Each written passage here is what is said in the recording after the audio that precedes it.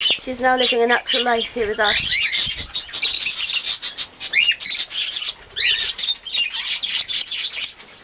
Is there not something completely magical watching them behave in the way they would naturally? Just because they're in captivity doesn't mean they don't have remaining natural instincts. It's just that those natural instincts would not be strong enough to be able to survive in the wild. There's nothing wrong with birds being pets. They can be happy, loved, cherished. They can love their lives. They don't feel trapped. They're not screaming to get out. They're very happy here. It's just that we have to be incredibly mindful of how we care for exotic animals. It is not as simple as putting a few bits of food in a cage or in a bowl for them to eat from a play stand even. These birds need high activity, stimulation, lots and lots of foraging, enrichment and similar things. These birds should not have their wings clipped, be kept alone, to be human companions only. I'm very close to these birds. You won't be able to see it now because they're so carried away with their activity.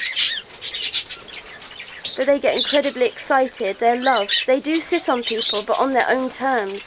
They're never forced into performing. Because I respect their natural instincts and their natural life.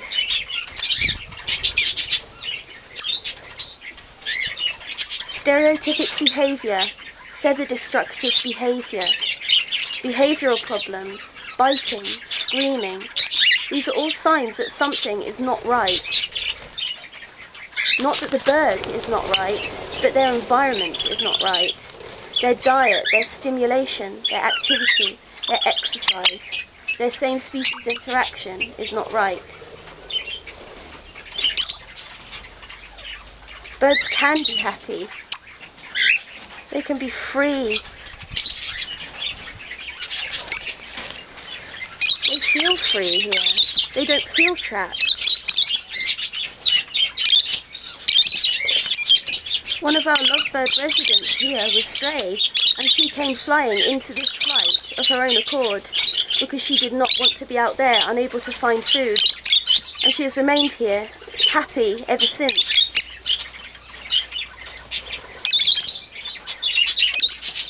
This is Opal, another stray lovebird. He's incredibly happy here too, interacting with his own kind, being busy.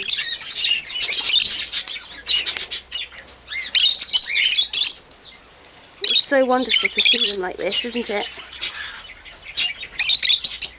So many aviaries are empty, void of toys, stimulation and enrichment. So even if they do have a higher activity level, they're still not allowed to utilise it correctly. These guys have many, many toys, swings, natural style perches, activities, foraging opportunities. There is a lot to do in here.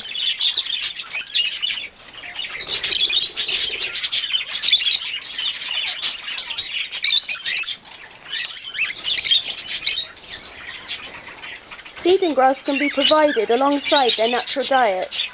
Hanging it through enclosure wire like this provides a naturally occurring way to pick it. You can also put it in bowls, weave it through toys, hide it under shredded paper, just get creative. Birds love to play. They love to have enrichment.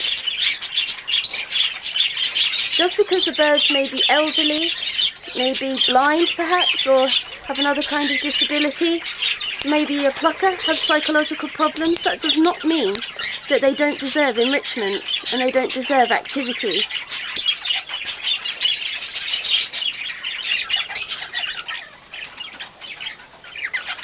Mandy only has one eye, yet she is foraging and living actively in a flight, perfectly. Many people have visually impaired birds, keep them in tiny cages with their perches wrapped up in soft materials. No toys, no interaction with their own kind, certainly no enrichment or exercise.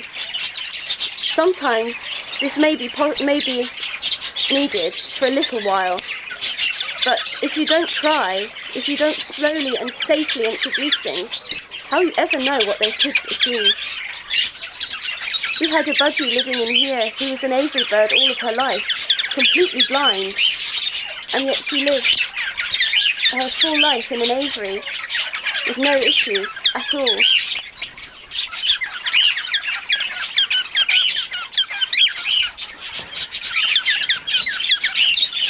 When cockatiels sing, they are not singing for you.